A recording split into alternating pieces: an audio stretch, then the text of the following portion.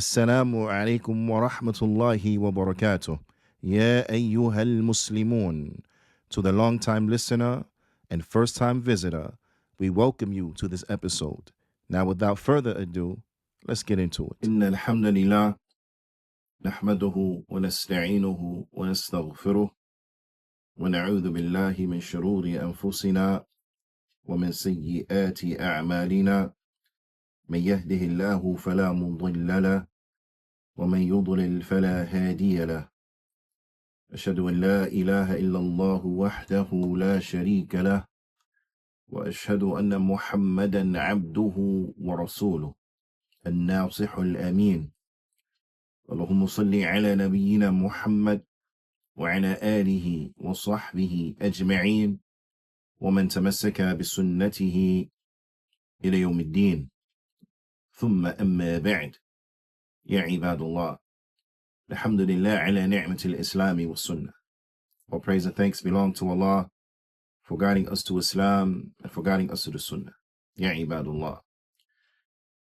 We continue going over the theme of last week's class,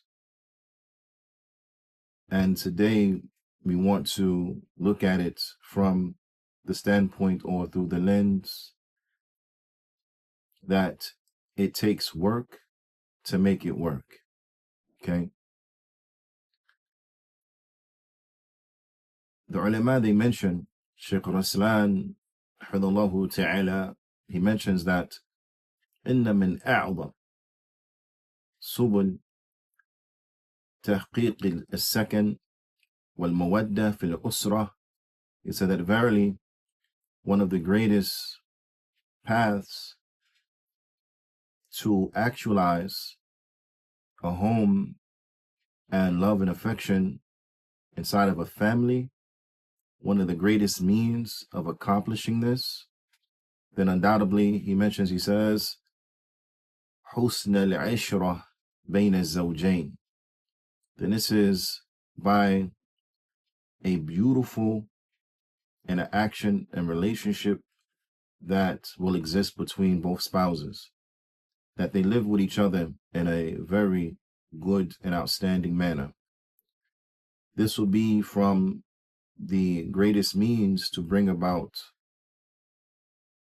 a home and a loving family. Now, I want us to really pay very close attention to this, bithnillahi ta'ala, and I want us to really think and consider the ramifications on why we need to make this a priority. We need to make this our business, because the Shaykh, he mentions, he says, فَبَابُ عِشْرَةِ النِّسَاءِ بَابٌ عَظِيمٌ تَجِبُ الْعِنَايَةِ بِهِ. He said that the issue of living in a harmonious manner with our wives, right? For men to live in a harmonious manner with their wives, then verily this is something that necessitates a great concern and great attention. Why? Why does it necessitate great concern and great attention? He mentions, he says, لِأَنَّ تَطْبِيقُهُ مِنْ أَخْلَاقِ الْإِسْلَامِ. He said because actualizing it and acting according to it and carrying it out, naam, he said this is min akhlaq al-Islam. This is from the Islamic mannerisms. This is from the proper code of conduct for for Muslims, that we live with each other in a good manner. And particularly looking at the husband here in this scenario, that the husband, he interacts with his wife and he lives with his wife in a very good manner and he treats her good. Okay? This is why this is very important, because in doing that, then we will be adorning ourselves with an Islamic characteristic.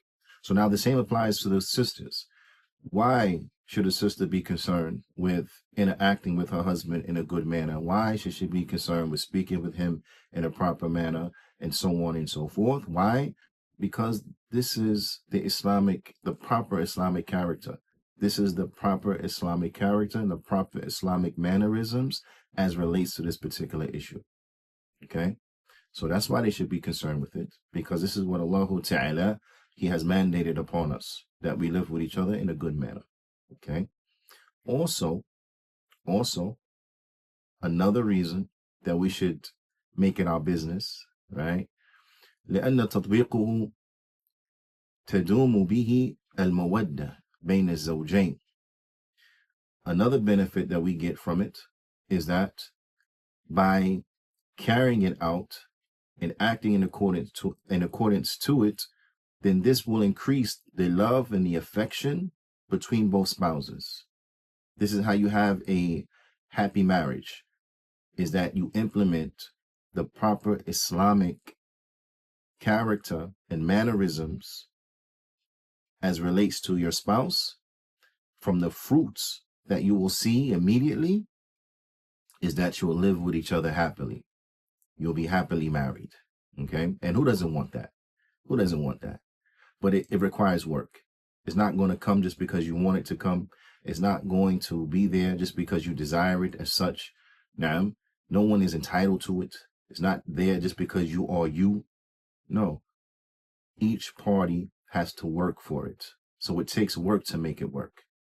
And this is extremely important for us to remember. It takes work to make it work. You're dealing with two different human beings.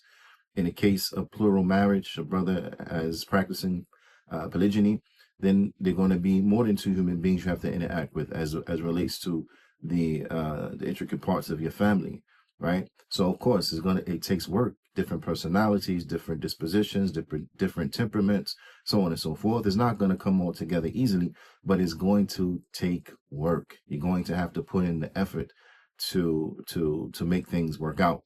Now, and without doing that, then you're not going to get what you're looking for.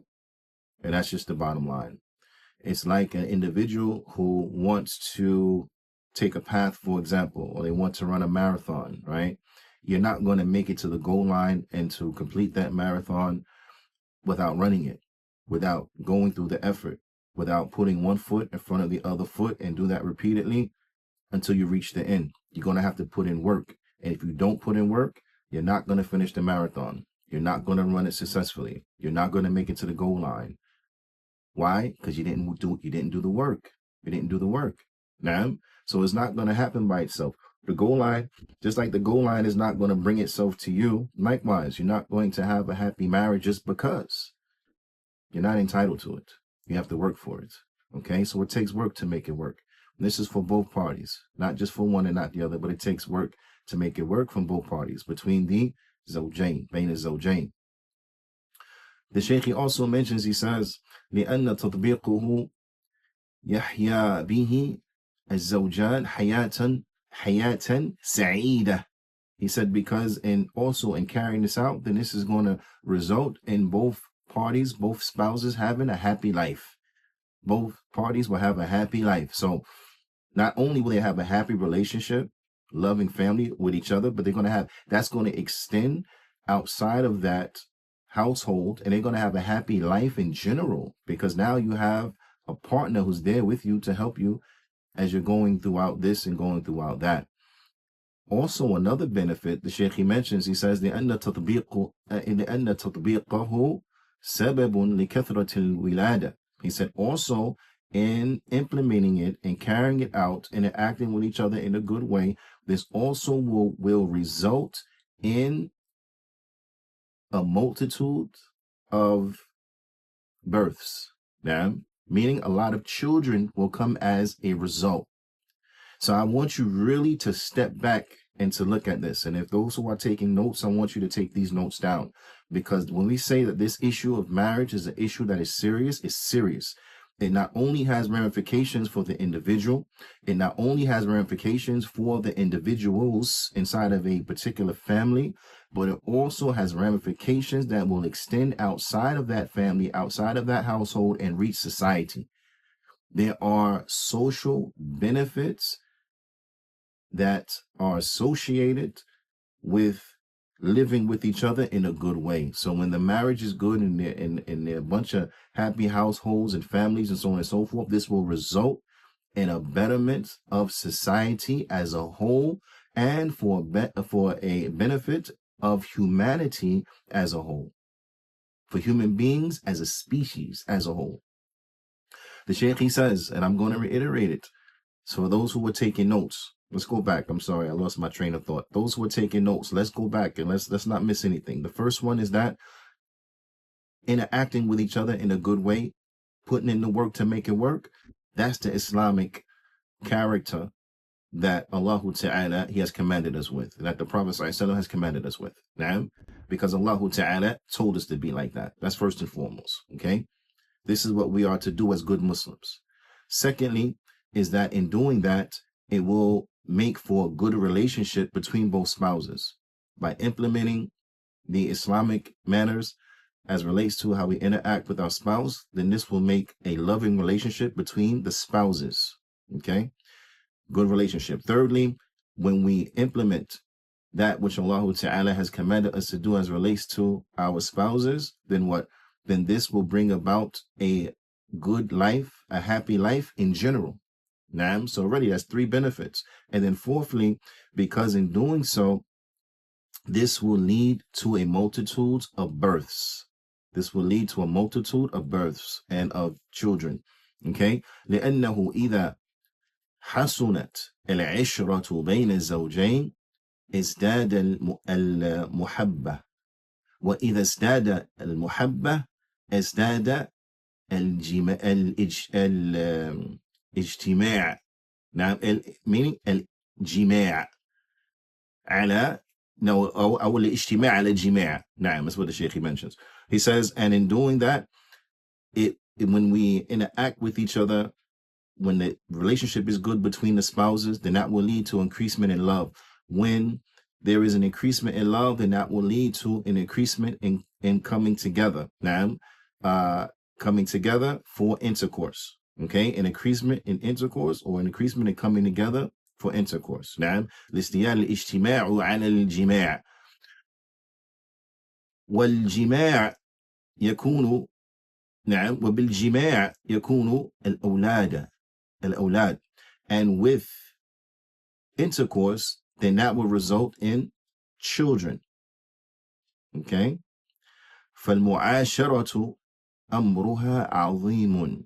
So interacting with each other in a good way is something that is tremendous. Why? Because it has ramifications that will extend to human beings as a species themselves, and the consistent and perpetual existence of human beings as a whole. Because no one in their right mind will advocate just having children in compilation and having children outside of marriage, because that will lead to a most corrupt society. There will be problems from every which way, shape, and form. Firstly, no one will even know what family they truly belong to. They will know from the mother's side, from the maternal side, but from the paternal side, they won't know who the father is. Maybe this one, maybe that one. It's between these 3, 4 individuals, so on and so forth. The ramifications that will have upon a person's character, upon a person's mind, mentality, upon a person's character, are tremendous. And this is well known. Likewise, the other ramifications that will come to that, which will lead to the detriment of society as a whole. Individuals from a very logical and common standpoint, they wouldn't even know what diseases and sicknesses and ailments run inside of their family. Why? Because from their paternal side, they don't know what are the ailments that plague this particular family that may be passed down to them, that they may have a disposition to. Okay, they don't know. So that's going to have an effect on their health, effect on their life, effect on their psyche, so on and so forth. And they don't even know who they can and can't marry. Is this a person that you can't marry or not? Is this your sister or not? Is this, you understand? Subhanallah wa iyadu billah. The evil that results in not knowing who the father is on a massive scale is destructive. How can such a society exist in any manner that's healthy? Okay? In any event, all of this, the reversal of all of that nightmare, scenario that was mentioned is in marriage. How do we escape that nightmare? By marriage. and having good marriages that are sustainable, not the type of marriages where people play around with marriage like it's boyfriend, girlfriend. No, it's unfortunate, but there are many who they play with marriage like it's boyfriend, girlfriend. It's so easy. We married, we not married. Just like we go together, we don't go together. Come on, we're not children. This is not how we should be playing with something that is so serious. This is marriage, and marriage takes work to make it work. Full stop. In any event, Al-Alama Ibn Uthaymeen, rahmatullah alayhi, he mentions, he says, Al-Ishrat al-Nisa, he says, in living good with the Nisa. So this is a point of benefit, inshallah ta'ala, that I wanted the students to get down. So when it comes to the word Nisa, what is meant by it? What is meant by it inside of the kitab, inside of the sunnah? Al-Murad bil-Ishra huna, what is meant by living with them here in this context, a mu'amala. It means that we act, or the interactions, what? Bain az-zawjain, the interactions between the spouses.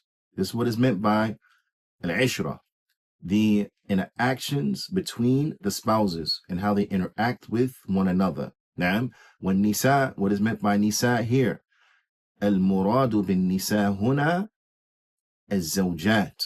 What is meant by nisa, women, here is wives. So although the word nisa is used, women, what is understood is wives, living and interacting with your wives, or with the wives. Now, and it's not meant, yani ala al-umum, is not meant upon its general meaning, al-inath. It doesn't mean females, but here, nisa, it means wives. Now, so the Shaykh, he says, walaysa umum al-inath, it doesn't mean just females in general. And then he brings an example of where nisa has been used inside of the text of the Quran, and what is meant by it is your wives. Naam. فقال الله تعالى, Allah Ta'ala, he says, وَأُمُّهَاتْ نِسَائِكُمْ, and the mothers of your nisa'ikum, the mothers of your women. But what is meant by women here? Zawjat, the mothers of your wife. Now, the mothers of your wife. That makes sense? That's in Surah Al-Nisa, and it's verse 23. From Surah Nisa, verse 23. Okay? And then we have other places in the Quran where Nisa is used upon its general meaning for females. Now, as we see also in Surah An-Nisa in verse 24. Okay, so the one we just mentioned was in verse 23. So in the very next verse, verse 24, there comes the mention and the utilization of the word Nisa upon its general meaning to mean females. Allah Ta'ala, he says, وَالْمُحْسَنَاتُ مِنَ النِّسَاءِ, and the righteous ones from An-Nisa, from the women. Na'am. فَالْمُرَادْ بِالنِّسَاء هُنَا الْإِنَاثِ. So what is meant by Nisa here in this context, then it means women. It means females. Okay? So this kalima of Nisa, Shaykh Uthaymeen mentions, he says, تَارَةً يُرَادُ بِهَا الزَّوْجَاتِ وَتَارَةً يُرَادُ بِهَا عُمُومُ النِّسَاءِ. He says sometimes it comes and it means wives, and sometimes it comes and it means in general women. Okay? على إيش؟ على حسب ما تقتضيه السياق. And it will be dependent upon the context. You will know from the context whether it means wives or whether it means women. Does that make sense? Now, this is a side benefit, inshallah ta'ala, so that we can better understand the book of Allah subhanahu wa ta'ala. Okay? على كل حال, اعلم, it is important for us to know أن معاملتك لزوجتك يجب أن تقدر كأن رجلا زوجا لابنته. This is a concept that I want everybody to pay very close attention to. Okay? He said, and it is known, and he's addressing the men, but also is applicable to the women. It is known that in order to interact with your spouse in this good manner, then you have to envision and you have to think about and consider the manner in which a man will interact with your daughter. So he's addressing the men. So if you flip that for the women, then for the women, they need to think about the manner in which a woman will interact with their son.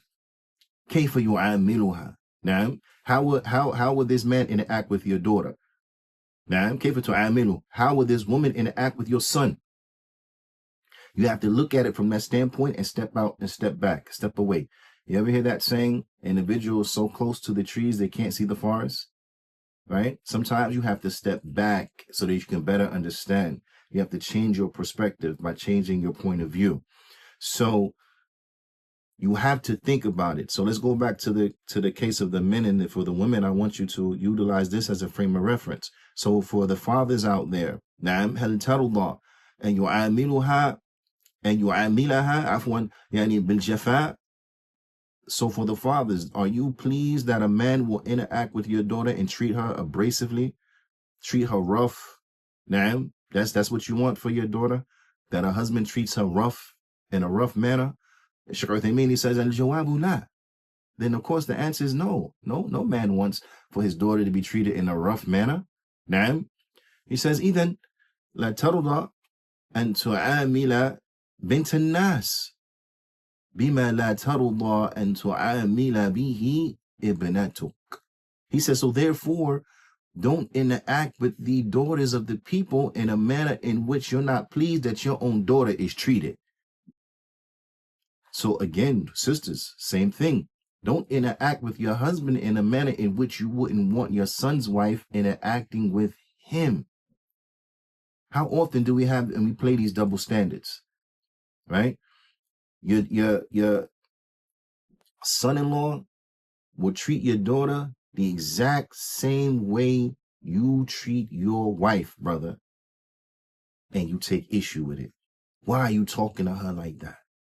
Why are you treating her like that? What'd you say to her? Right? Well, you talk to your wife in the same manner. You treat your wife in the same manner and made similar statements to your wife. So what did you say to her? What did you say to your wife? Because if it's not okay for your son-in-law to treat your daughter like that, then it's not okay for you to treat your wife like that. And the same issue that you're taking with him, you think your father-in-law is not going to take with you or wouldn't take with you?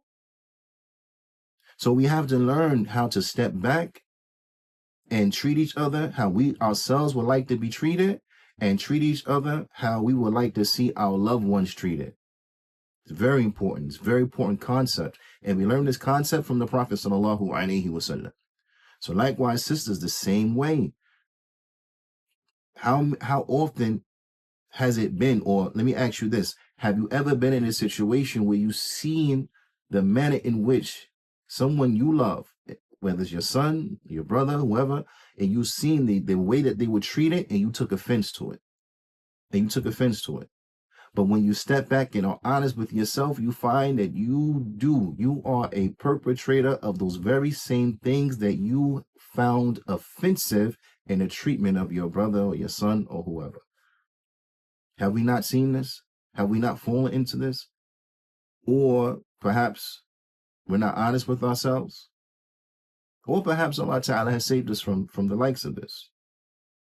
But in any event, all of us are intelligent enough, mature enough to be able to mentally put ourselves in these scenarios and examine each scenario and then act accordingly. So the same way, sister, you don't want your daughter-in-law treating your son is the same way you should not treat your husband. Is there a mother from the mothers that will not get upset if their son-in-law, if their son worked all day, worked hard, did a double shift, whatever the case is, he comes home and there's no food cooked? You wouldn't get upset for your son? You wouldn't get upset for your son and want to talk junk about your daughter-in-law because she had the nerve to not even have food cooked after your son worked so hard? But is it okay now for you to do the same thing when your husband comes home and now you ain't cooked nothing either yourself? Doesn't make sense. If it's not okay for her, it's not okay for you. And if that's what it takes for you to understand, then do that. Put yourself through this mental exercise of putting yourself in someone else's shoes or looking through this lens, and then take the appropriate steps in how you interact with your husband and what you do. And likewise for the brothers. In any event, we learn this concept from the Prophet sallallahu alaihi wasallam. He taught this concept to us because some people, they can't get it any other way. Some people, it doesn't click for them any other way. Okay. And this is because some people, and we're not saying this is the case with this particular Sahabi, but we're saying that there are some people who they are, they're very self-centered. They're very self-centered. And unless they're looking at it through the lens of what affects them personally, it doesn't click how their actions are affecting others. Now, it's as if they're exempt. Some people are like that. So for some people, you have to bring it back to them. Now, so if you find that this is the case and it will help you to take this medicine, then take this medicine. Now, put yourself in that situation and see how you would like to be treated in that situation, or how you would like for your loved one to be treated in that situation, and then make the appropriate moves and do that which is right. Okay. In any event, there comes a hadith that has been collected by Imam Ahmad inside of his Musnad, where a young man, ata fatan shaban, where there came a young man, he came to the Prophet sallallahu alaihi wasallam, وقال يا رسول الله, he said, O Messenger of Allah, إذن لي بزنا. He said, O Messenger of Allah, make it permissible just for me to fornicate. Make it permissible for me to fornicate. Okay. So the Prophet sallallahu alaihi wasallam, because the question, the request is of such that there are many ways that request could have been handled and could have been answered. Many ways. Many ways. But the Prophet sallallahu alaihi wasallam, he was the most kind and gentle and merciful to the Muslims, the people to the people. He was the most kind and general and gentle of the Muslims to the Muslims, right? And he was the most wise and the most excellent of educators, so on and so forth. All of the best qualities that are wrapped into the Prophet sallallahu alaihi wasallam. So the Prophet sallallahu alaihi wasallam, and remember now, this is a young man. It's a young man. And we know the youth, they're not like the adults, right? They're not like the adults. There are always exceptions to the rule. I know. I'm not talking about an old fool. They say it's not like an old fool, but you have old fools. But typically, the youth, their thinking is different. Their thinking is different. Okay, so you got to keep that in mind. It's a young man asking this question, whereas somebody who a little more mature will never even think to ask a question like this. But his youth, calls him to ask this question. So the Prophet sallallahu alaihi wasallam, he took him through an exercise where he would be able to see for himself and to evaluate and to think it through and go through the thought process himself to see the absurdity in the request. Without actually coming out and saying that request is absurd, he slowly walked him through it so that he would be able to see it himself. Because this is the reality of a lot of situations and a lot of people, is that if they don't see it themselves, it's as if it doesn't exist. Okay? And I want you to keep that in mind as it relates to this particular topic and what we're talking about right now. But I want you to step back more broadly and generally and understand that even when we interact with each other, sometimes as husband and wife, some individuals are like that to a certain extent, that if you just come out and tell them, they may not get it. Not saying that they're unintelligent, not saying, anything of that nature, but it may not click. They may not get it. But it's when you walk them through it and they see it for themselves, then they get it. All right. So sometimes just to tell someone something, they may not hear you. If you just tell them, no, that's a bad idea, they may not hear you. You may have to show them how it's a bad idea by walking them through a scenario or whatever the case is. You have, each situation is different, but you will have to show them this is a bad idea for it to click. Now that it clicked and they see it. And this is very important because some people, even if you tell them it's a bad idea and they say they understand you, they don't really understand you, and they may understand your words, but they don't hear you. It doesn't click. They're still going to go and do that bad idea because they know they still have not gotten it. And some people won't get it until they get bit. You know, hard head makes for a soft behind, as the old folk they used to say. Some people have to learn the hard way. But in any event, we go back. Sometimes you can help them not have to learn the hard way by helping them to see it before they make that bad decision. So in any event, the Prophet ﷺ, he walked him through it so he can understand the concept. And he did that by making it something that was relatable to him as an individual. Okay? Made it about him for a quick second. So the Prophet ﷺ, he said unto him, أَتُحِبُّهُ لِأُمِّكَ? He said, would you love that for your mother? Would you like for men just to be coming and fornicating with your mother? Naam, فَقَالَ لَا. He said, no way. I don't want nobody doing that to my mother. فَقَالَ, the Prophet ﷺ, he said, وَلَا النَّاسِ, likewise the people. Naam, وَلَا النَّاسِ يُحِبُّونَهُ لِأُمُّهَاتِهِمْ. He said, and likewise the people, they don't want that for their mothers. The same way you don't want it for your mother, the people, they don't want it for their mothers. Now the Prophet ﷺ, he could have stopped there, but he didn't. He kept going on to really draw the point home. Because again, the person might say, okay, well, maybe that's just with somebody's mother. All right, maybe if the woman's not a mother, you know, maybe it's okay for a person's not a mother. Maybe she's just somebody's sister. She ain't had no kids yet. So the Prophet ﷺ, he asked him, أَفَتُحِبُّهُ لِأُخْتِكَ? Would you love it for your sister? قَالَ لَا. He said, no, I don't want no one to do that to my sister and treat my sister like that. فَقَالَ النَّبِيُّ صلى الله عليه وسلم, so the Prophet صلى الله عليه وسلم, he said, وَلَلنَّاسِ يُحِبُّونَهُ لِأَخَوَاتِهِمْ. He said, and likewise, the people, they don't want that their sisters be treated like that. Same way, the people don't want the sisters be treated like that. So to draw it home further, the Prophet ﷺ, he said, أَفَتُحِبُّهُ لِعَمَّتِكَ? He said, would you like this for your aunt, for your paternal aunt, your father's sister? You want people to be treating her like that? قَالَ لَا. He said, no. The Prophet ﷺ, he said, وَلَلنَّاسِ يُحِبُّونَهُ لِعَمَّاتِهِمْ. He said, and likewise the people, they don't love that their paternal aunts be treated like this. Then the Prophet sallallahu alaihi wasallam, he said, أَفَتُحِبُّهُ لِخَالَتِكَ? He said, do you like this for your maternal aunt, your mother's sister? You want people to treat her like that? قَالَ لَا. He said, no way. فقال النبي صلى الله عليه وسلم, so the Prophet صلى الله عليه وسلم, he said, وَلَا النَّاسِ يُحِبُّونَهُ لِخَالَاتِهِمْ. He said, and likewise the people, they don't love that their maternal aunts be treated like this. Naam. So at this point, now he understands, now he gets it, because what he is asking for permission and license to do to the mothers and the sisters and the aunts of others, he wouldn't love for it to be done to his mother, sister, and aunts. So now he gets it, like, okay, now I see. It's not a good idea.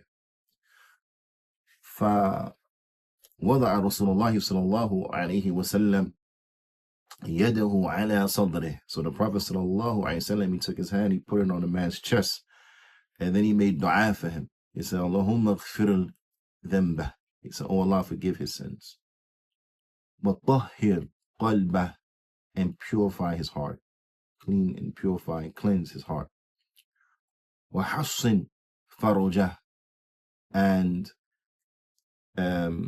safeguard and protect his private parts so that he only utilizes it in a halal manner.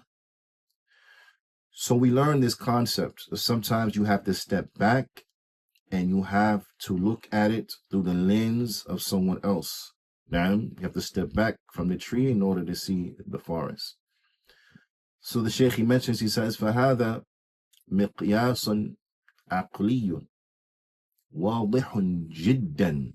He said, this is a very clear intellectual frame of reference and measuring stick in which the Prophet ﷺ gave to this young man. Very clear. It's a very clear intellectual frame of reference. Okay? So in interacting and dealing with each other, we should employ this same tactic. So now we want to look at others and take it outside of ourselves or step back from a little bit, now, and to look and see, how would I feel if my son was spoken to like this?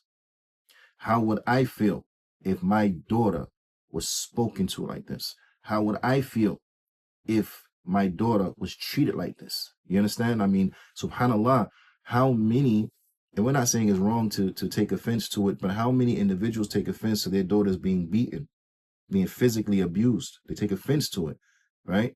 How many men will tell you, well, I'll go to jail if somebody put his hands on my daughter? Now, and I believe it's like that for a lot. But you know what's absurd is that some of those men who will go to jail, if someone put their hands on their daughter, these same individuals beat their wives. Same individuals are physically abusive to their wives, but let somebody do to their daughter what they do to their wives, and they're going to go to jail. You understand? The same way that you take offense to your daughter being treated like that, then you need to take offense against yourself for treating your wife like that. So don't treat your wife like that, the same manner you don't want your daughter being treated. Likewise with sisters. Don't treat your husbands in manners that you will be upset with, be offended by, and take offense to your sons being treated by their wives. So don't treat your husband like that. The same way that you want your son to be treated, treat your husband like that. Ma'am, because this issue of living with one another in good is of tremendous importance for the aforementioned reasons. Now, so as a pop quiz, go back and write those reasons down. You know what? Not all of them. Give me 3. Give me 3 reasons from the aforementioned reasons. Write those down, inshallah ta'ala.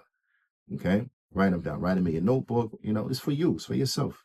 Write it in your notebook if you want to. If you want to write it inside of the chat area, in this chat section, that's fine. If you want to leave it as a comment after the fact, you know, that's fine. Now, but write it down because really it's for you. Really it's for you. Okay? Ala kulli hal. It is wajib. الواجب على الإنسان. It is wajib upon an individual. إذا كان يحب أن يحيا حياة سعيدة مطمئنة هادئة أن يعاشر زوجته بالمعروف. Okay, so it is incumbent upon a man, and we're going to address the men. It's incumbent upon the individual, in this case meaning the man, and if he wants to live a good life, a happy life, a good life, a life filled with ease and tranquility, right? Then he has to interact with his wife in a good manner. So brothers out there, you want to have a good life, you want to be happy, you want to be at ease, you want to have a smooth life and things like that, you got to treat your wife good. You have to be good to your wife. Allah Ta'ala, He commands you with this. We'll come to it, inshallah ta'ala. Allah Ta'ala, He says, وَعَاشِرُهُنَّ بِالْمَعْرُوفِ, and live with them in good. Allah Ta'ala commands you, brother, live with your wife in good. But sister, you're not off of the hook. Likewise, if you want the same, then you have to interact with your husband in a good manner. You have to implement that which Allah Ta'ala, He has written upon you as relates to your husband. Okay? So that means you have to obey your husband.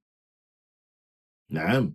You have to seek his permission in those areas where you need to seek his permission. You have to fulfill the duties that need to be fulfilled in those duties that you have to fulfill, so on and so forth. You have to do this. The same way the man is supposed to protect and provide for and spend his money upon the woman and so on and so forth, and he has to do his part, then likewise, sister, you have to do your part. You have to do your part because it takes work to make it work. Everyone has to do their part. And it is selfish and it is not correct that we would ask all of our rights from someone who we are neglectful in giving rights to. We want to be treated well, but then we're not going to extend that and then treat them in a good manner. and they supposed to just take it just because. No, it takes work to make it work. The same way you want him to treat you good, you have to treat him good. And likewise, brother, the same way you want her to treat you good, you have to treat her good. So we have to stop with this very immature mentality. It's just mine, gimme, gimme, gimme, gimme, gimme. You don't care about extending that and showing kind treatment and so on and so forth, but yet you expect to be treated just because. You are not entitled, man. And you are not entitled, woman. You're not entitled. It takes work to make it work. You have to put forth that in which you're looking for if you have any sensible expectations of receiving it. It's like people who expect to be respected, but they don't respect others. You don't show respect, you're not going to be shown respect. The Prophet ﷺ said, "Man lam yarham la yurham." That's the reality. You don't show good treatment, you're not going to, you don't show others good treatment, you're not going to be shown good treatment. And how dare you expect it and think it's your given, Anyway, we have to live with each other in a good manner, and that takes work. So if we want this good life, happy life, smooth, easy when you go home, and I'm just saying smooth, easy when you go home. I'm not going to say you're not going to have financial problems. I'm not going to say you're not going to have health problems.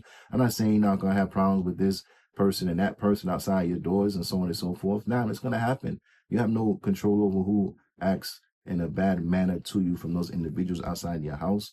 You can't control what goes on outside your house, but you can control the environment inside of your house. You can control that.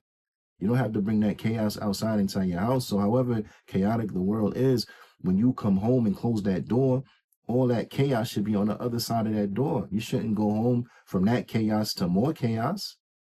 You shouldn't have to keep circling the block because you really don't want to go in the house because you don't want to see this lady. And likewise, sisters, you shouldn't have to have an anxiety attack when you know it's almost time for him to come home because you don't want to see this dude. No, this has to stop. Whatever we have to do to change this, then we need to do that to change this, because having good marriages and acting with each other in a good way, this is something that is wajib. We have to do it. Now, let's go back to the ayah. قال الله تعالى وعاشرهن بالمعروف. The Prophet, Allah subhanahu wa ta'ala, he said, and live with them in good. Naam. Shaykh Uthaymeen, he says, وَهَذَا أَمْرٌ. He said, this is a command. This is a command. It's not like a choice. It's not a suggestion. It's not a suggestion. It's a command. Live with them in good. Naam. The Shaykh, he says, وَالْأَصْلُ فِي الْأَمْرِ الْوُجُوبِ. And the origin as relates to commands, then it is what? Obligation. We have to do it. It's obligatory. It is obligatory. It's wajib that we live with them in good. So now I want you to think about that, brother, before you say something to her. Before you raise your hand at her. I want you to remember this. Allah Ta'ala commanded you to live with her in good. That statement you're about to say, that's living with her in good. That manner that you're about to treat her, that's living with her in good. That nasty text message you about to send to her, that's living with her in good. Brother, tighten up, man. And it's all of us. I'm saying, brother, I'm talking to myself first and foremost, okay? We all have to remember these things because what? It takes work to make it work. For everybody. It takes work to make it work. Man, Sheikh, he says, فَأَثْبَتَ أَنَّ عَلَيْهِنَّ عِشْرَةً. He says, so it is affirmed that for them, then there is what? They have to be interacted and treated with in a good manner. نعم فيجب على الزوج والزوجة كل منهما أن يعاشر الآخر بالمعروف.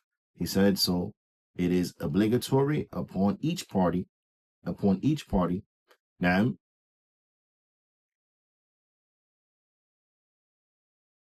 Now, so it is obligatory upon each party after it has been affirmed and established that we have to interact and live with them in a good manner, but it's obligatory upon each party, each individual, that they treat the other with good. And good, and it's important that we understand this, in bidnillahi ta'ala, this is the point that we're going to end on. What is good? What is good? What's the interpretation of good? Now, how do we know what good is? Very important point. بالمعروف يحتمل أن المراد به ما عرفه الشرع وأقره. He said it could be understood that what is meant by good is that in which the legislation recognizes and has affirmed. Okay? It's possible that this is what it means, that it means only that in which the legislation has recognized and affirmed. ويحتمل أن المراد به ما اعتاده الناس وعرفوه. He said also what could enter into it is that which the people have taken as a custom, what is customary amongst the people, and that which they recognize. This also could enter into the meaning of what is good. نعم. فيمكن أن نقول.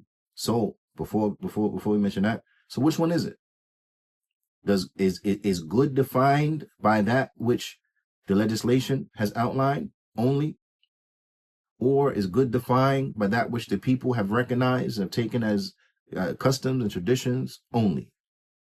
Or is there a possibility of the mixture of the two, or a possibility of both? Which one is it? Which one is it? The Shaykh, he mentions, he says, وَيُمْكِنْ أَن نَقُولَ بِالْأَمْرَيْنِ جَمِيعًا. He said, and it's possible that we'll say it's both of them together. Now, this is what is possible. Why? Because one does not negate the other. So, what is intended by good, مَعَرَفُهُ الشَّارِعُ وَأَقَرَّ. It is that which the legislator has recognized and that which has affirmed. So that which Allah Ta'ala, He has recognized and confirmed and has placed upon us and how we interact and treat each other, then that's what's intended by interacting and living with them in good. And that which we are commanded to do Islamically. Okay? Also, because, and it's important to understand too, because some brothers, they'll come back, especially the ones who are very harsh and ignorant and narrow-minded, and they'll come back, well, technically, I don't have to do X, Y, and Z. And maybe, okay, technically, but is it just reserved the definition of good to that which is technically defined as good, or does more enter into it? Because also what enters into it is what مَعْتَادَهُ النَّاسِ وَعَرَفُوهُ. Is also that which is customary amongst the people and recognized amongst the people as being good. Okay? This is extremely important. So it's not just that which has been legislated upon us as good, but it's also that which is recognized as being good. So of course, that which is being recognized, that which is recognized as good, it will change from culture to culture, from place to place, from time to time. That's clear. Okay. So the manner in which things are done perhaps in another culture may differ from the manner in which things are done in this particular culture. So I'll give you an example. There may be a culture where it's customary for the people, if a man has more than one wife, like there are in certain cultures in West Africa, where a man has more than one wife, where everyone lives in the same house or in the same compound, pretty much the same place, live in the same place. Although they may have the different, little apartments and sections and so on and so forth, it's customary that all of the family, all of the wives are within a stone's throw from the other. That's custom. That's custom. Okay. Other cultures, it may be customary where every wife has a separate house where she lives that is completely separate, and maybe have some distance between both wives. So they can't even walk to see each other. They have to drive a car to go from one house to the other house. In some cultures, that's what's customary. All right. So if you're in one of these two cultures, then you have to conform to that way of doing things. So if it's customary to have all them close proximity, then you have more close proximity. Why? Because that's what is culturally recognized as being good and good treatment. Whereas if you take a woman who is used to that type of living arrangement and you put her in a house that's really far, that may cause distress to her. She may think that there's something wrong and you're mistreating her, and this is not, the proper way in which it should be done. Why? Because culturally, this is her frame of reference. Okay, so then you have to interact with them in a manner that is also culturally acceptable. Right, and likewise, if they're culturally have separate houses and things like that, then don't try to put them all in one house. Give them all their own house, right? Separate, far, whatever the case is, okay? If that's what's the cultural norm. So in any event, we have to also do those things in which the, culturally seen as being good. So we're from a culture where buying your wife, trinkets, and every culture may share this as well, but, trinkets and this and that and whatever, tasty things that she likes to eat, taking her out, things like that. If that's culturally what enters into good, then all that needs to be on your to-do list, brother. Man. Likewise, sister, if culturally certain aspects are there in the manner in which equals good treatment for women to their husbands, then you have to interact with your husband in those manners as well. So you have to do that which Allah Ta'ala has commanded you to do, and that which also is a cultural norm and or any expectation culturally. However, there's a caveat to it. There's a caveat to that, and that is what? وَلِعْتَادَ النَّاسِ أَمْرًا مُحَرَّمًا. But if the people have taken as a culture something that is customary, something that is haram, نعم, فَإِنَّهُ لَا يَجُوزُ الْعَمَلُ بِهِ. Then it's not permissible to do that. So if culturally, if culturally people do something that is haram, then we don't abide by that, because there is no obedience. Yeah, as the Prophet ﷺ said, there is no obedience to the creation that involves disobedience to the Creator. So if there's a cultural practice that is haram, then we abstain from that and we don't enter into that with the excuse of, oh, that's culture. No, we're not doing that because it's haram. So the culture will never trump the deen. It will never be taken over the deen. Never. So we have to interact with each other in a manner that is legislated and culturally acceptable from that which is halal only. Both of these two things together, that is what enters into al-ma'ruf. That is what enters into treating them in good. So for those who are married and you have it's a intercultural marriage, okay, then you have to learn about each other's culture. And your argument and your fallback can never be, well, it's not like that in my culture. Well, no, you chose to marry someone outside your culture. So now you need to make it a business to learning what is their culture and acclimate to those halal aspects of their culture as well. And they have to do the same. So you're going to have to adopt certain things. You can't just stay, well, no, that's not how we do it back home. You ain't back home. You ain't married nobody from back home. You married somebody from here or from over there or from somewhere else. So now you have to interact with them in a manner in which that they're also accustomed to and used to. Because this is what's going to help you have to turn your house into a home. This is going to be from the work you're going to have to put in to make it work. And that's just the reality of the situation. So in any event, it takes work to make it work. We have to be very mindful and intentional in what we do, because there's not a one size fit all for every situation, just like we're all different individuals, so on and so forth.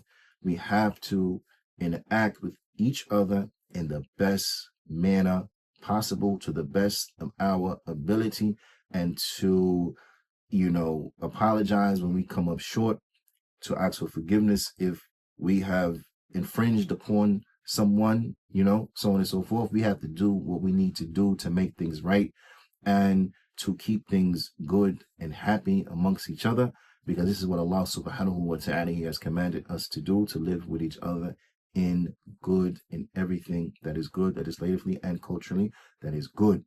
So it takes work to make it work. نكتفي بهذا القدر، وصلى الله وسلم على نبينا محمد وعلى آله وصحبه أجمعين، وجزاكم الله خيرا.